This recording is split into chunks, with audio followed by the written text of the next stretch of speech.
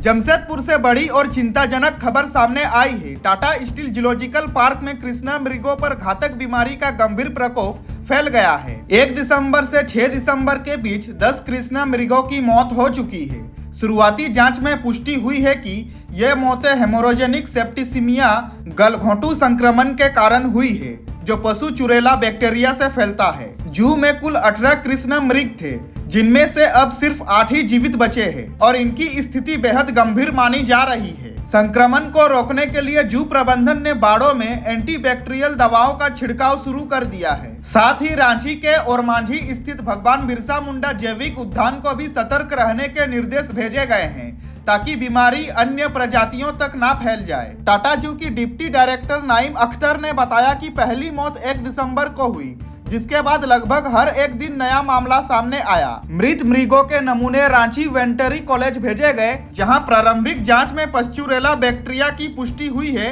अंतिम रिपोर्ट सोमवार तक आने की उम्मीद है। वेटनरी विशेषज्ञों के अनुसार यह बैक्टीरिया बेहद तेजी से फेफड़ों पर हमला करता है और अचानक बुखार, सांस की तकलीफ, गर्दन में सूजन जैसे लक्षण दिखते हैं। कई बार बीमारी इतनी तेजी से बढ़ती है कि इलाज शुरू होने से पहले ही जान चली जाती है। जू प्रशासन का कहना है कि स्थिति पर लगातार निगरानी रखी जा रही है और शेष मृगों की संरक्षण के लिए भी आवश्यक कदम उठाए जा रहे हैं।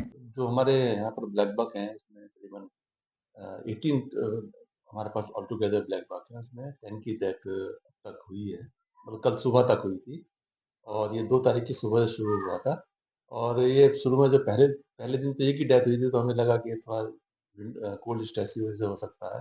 लेकिन अगले दिन जब 3 ब्लैक बक की डेथ हुई, तो फिर हमने सिचुएशन अलार्मिंग लगी। फिर हमने फॉरेस्ट विभाग के साथ मिलके एक बॉडी को हमने रांची वेटरनरी कॉलेज ही भेजा और 2 का हम लोगों ने यहीं पर पोस्टमार्टम एनिमल हस्बेंड्री डिपार्टमेंट के वेटरनरियन और हमारे वेटरनरियन के साथ और वन विभाग के लोग भी थे, उनके साथ मिलकर पोस्टमार्टम किया। तो उसमें जो हमें देखने में मिला, वो निमोनिया जैसे लक्षण देखने को मिले। फिर बाद जो वहाँ पोस्टमार्टम रांची वेटरनरी कॉलेज में हुआ, उसकी उन्होंने डिटेल रिपोर्ट अभी तक नहीं दी है, लेकिन उन्होंने बोला है कि जो इसके सिम्पटम्स हैं, वो एचएस एक हेमोरेजिक सेप्टिसिमिया बैक्टीरियल डिसीज़ होती है, उसके लक्षण हैं।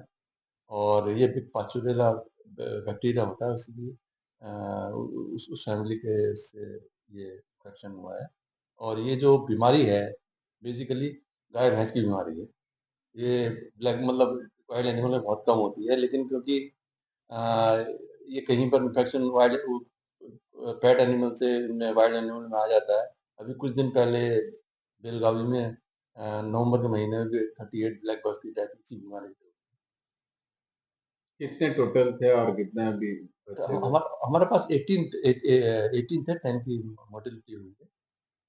तो ये और हम लोगों ने इसके बाद से जैसे ही हमें जैसे वो मिले, तो हम लोगों ने एकदम इमीडिएटली जो उसका ट्रीटमेंट होता है, ट्रीटमेंट शुरू कर दिया। और इनके साथ-साथ हमने जो दूसरे हमारे डियर स्पीशीज़ हैं, चाहे चीतल हो, हॉग डियर हो और आपका सांभर है, बाकी डियर हैं, तो उनमें भी हम प्रिवेंटिव मेडिकेशन कर रहे हैं। साफ-सफाई का बहुत अच्छी तरह से ख्याल रखा जा रहा है, जिससे कि इन्फेक्शन कहीं एक से दूसरी जगह ना फैले। जनरली नहीं फैलता है, ये सिर्फ़ वो ब्लैक बग में ही ये जनरली अभी तक पाया गया है। क्या और भी जू में और भी जानवर हैं, उनको कितना सेफली देखते हैं? कहाँ पर मतलब?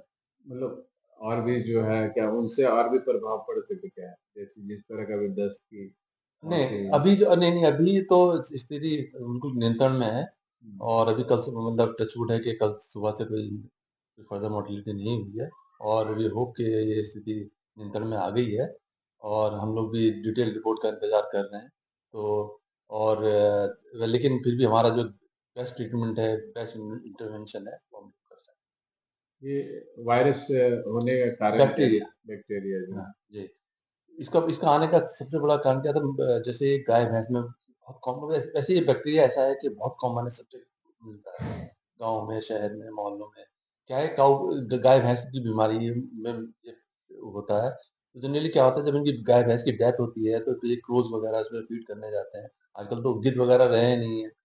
तो उसमें क्या होता है कि अब क्रोज़ वहाँ गाँव में चले तो जाते हैं खाने, लेकिन उनको रोस्टिंग साइट अलग होती है। तो आपने देखा होगा कि हमारे ज़ू में और जुबली पार्क में बहुत सारे ये क्रोज़ की रोस्टिंग साइट है, रात में आके ठहरते हैं यहाँ पर। तो इसलिए एक जो माध्यम है, ये पक्षी हो सकते हैं फैलाने में, क्योंकि और दूसरा आप इनको रोक भी नहीं सकते। कोई इसका कोई उपाय नहीं है जिससे कि इनकी आप रूस्टिंग साइट को खत्म कर सकें।